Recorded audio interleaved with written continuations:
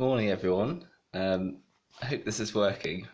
Uh, Welcome to breakfast at Timothy's. Sorry we're slightly late. I had a bit of a mare with Facebook Live, which I've never done before, and I would have thought you could just like use on your computer, and then it like couldn't find my webcam, and then I had to try and use Firefox, and it was just like very distressing and upsetting. But hi, Amy. So anyway, hopefully we're off now. And hi, Catherine. There's 9 people watching. I just thought I'd play some intro music and see if this works. I'm playing it through my computer into my phone microphone, so this might sound awful, but you know.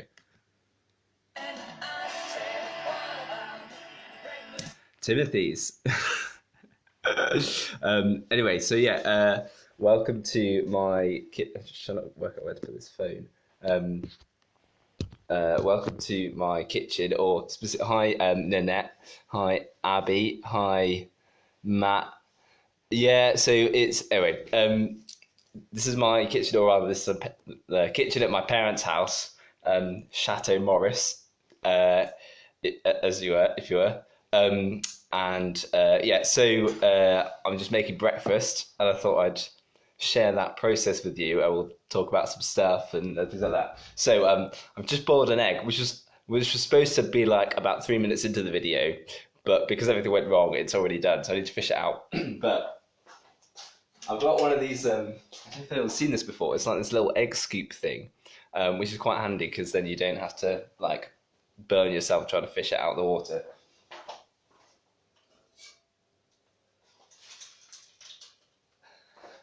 Great, so there's a boiled egg, which is on the menu today. Now I have like a whole choice of egg cups. Hi, Nanette and Harry and Angharad and Melissa and Alicia. So I've got this one that's, I don't know if you can see that, it says Timmy on it. It was like sort of burned into wood, which is quite sweet. I've also got this, I'm not sure if it's a pig or an elephant. I think it's an elephant.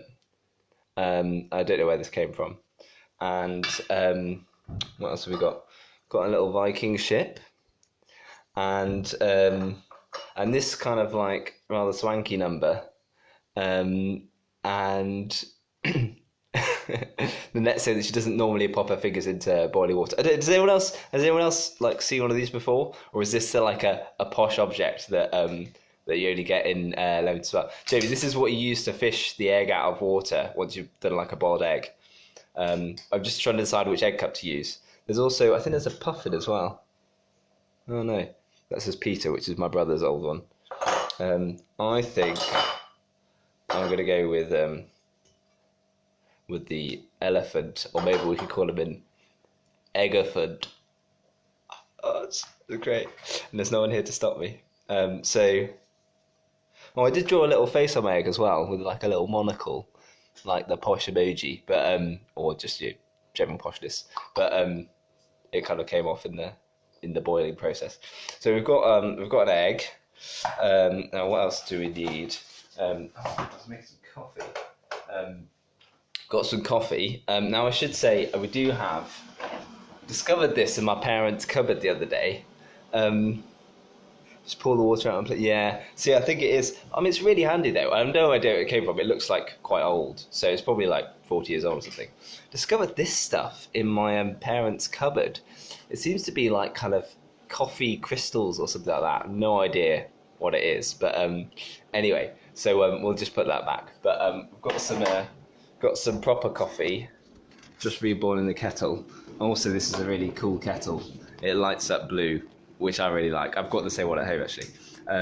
And so we've got some coffee in there. So this will be for like everyone, including mum and dad. And just going to let the water settle down a tiny bit. Apparently you should use like slightly off boiling water for coffee. So always like wait a little bit after the kettle's boiled. So that's the coffee. And then we've got the choice of, I should say actually, Johansson's saying coffee snob. Is that not just coffee like Yeah, like Nanette said, it's instant. Yeah, I'm not sure if it's a legal substance, Matt, either, to be honest. But yeah, we only have proper. Well, I only actually no. I have to confess, I have occasionally drunk instant coffee since I've been down here. I think it must be like coronavirus sending me slightly mad. Now, before I go any further, I thought I'd like do a little kind of not like a competition, but like something kind of fun. So I've got this thing here, and this is a segment I'm going to call guess the Posh Object. So I have this Posh Object. I don't know if you can see that. It's got like a handle on top. It's quite big, and I would you basically got to guess what it is. Like, what is this thing that I've discovered? It sits on top of the cupboard in the dining room in Chateau Maurice. And so, yeah, what is this posh object? I'll show you again, just so you can see.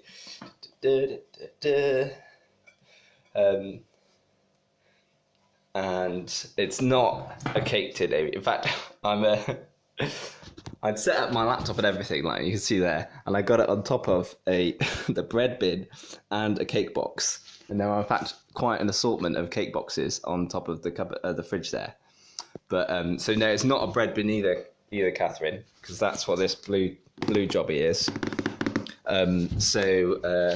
Yeah, it's not for keeping brioche in. Although it's good that you mentioned brioche, because if I bring you over here, Mother of Morris, aka the cook.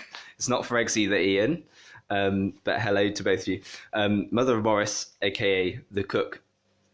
Nanette's saying instant coffee will lower your immune system if you're not used to it. Well, yeah, exactly. So I have to be careful. So Mother of Morris very kindly, I don't know if you can see that, baked some brioche last night. So yeah, so I'm just going to grab a couple of those for breakfast. So they'll go on a plate over here. Oh, I can add the coffee as well. Just pouring the coffee in. Do comment in. Oh, Jill said something about it's for cheese. That's an interesting answer. Jill, do you want to expand on that? Kelly's saying a cheese holder. Matt saying she's more. Yeah, I mean she's definitely more than a cook, but she is also a very good cook. With that, so I'm just. I really like this.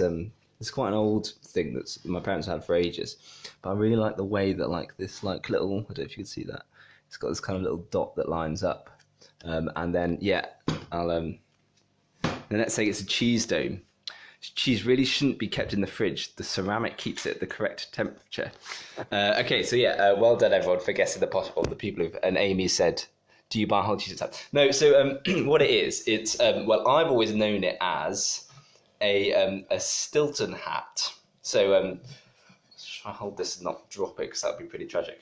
So it actually absolutely stinks inside. I'm not sure whether that's just the lingering of Stilton from whenever.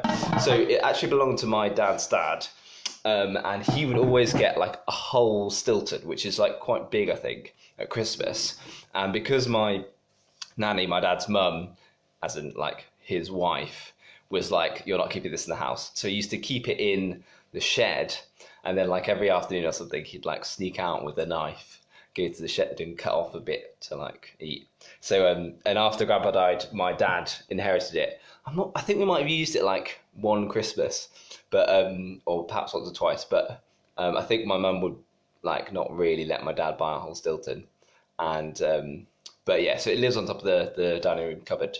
But I think it's quite nice, and you probably could. I think Mum says she used put fruitcake in it before as well. And there are people. I think in Yorkshire there are people who eat cheese with like Christmas cake with cheese.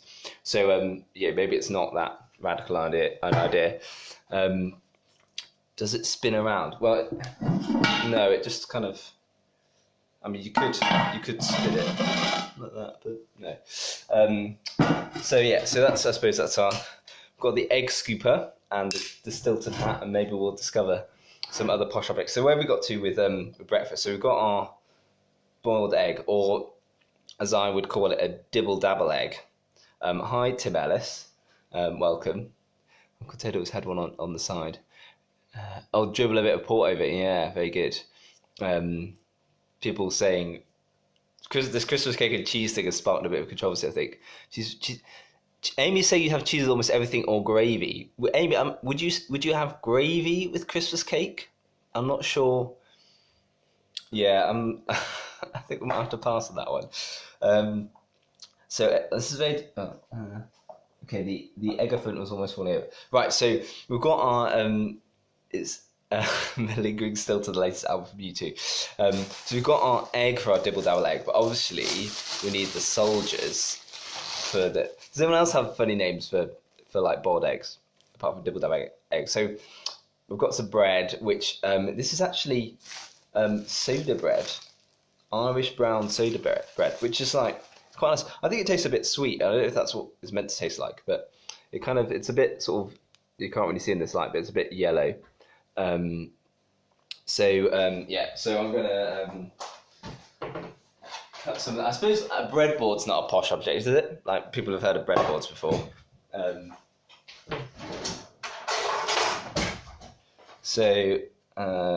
Got some bread. There we go. Dippy egg, yeah, like dippy egg's quite good as well. I do quite like. I think we should like embrace the names from childhood and like not be ashamed of them. So egg with bread. I suppose it's like nearly 9:20 already. Oh no. Okay, I think I'm gonna abandon the egg elephant. It's not very stable. So I think I have to go back to the trusty Timmy. There we go. Right, so now I think one of the other key components of the breakfast has been the grapefruit. Now, the way this works is this is definitely another posh object. Now, not the grapefruit itself, or maybe that is, but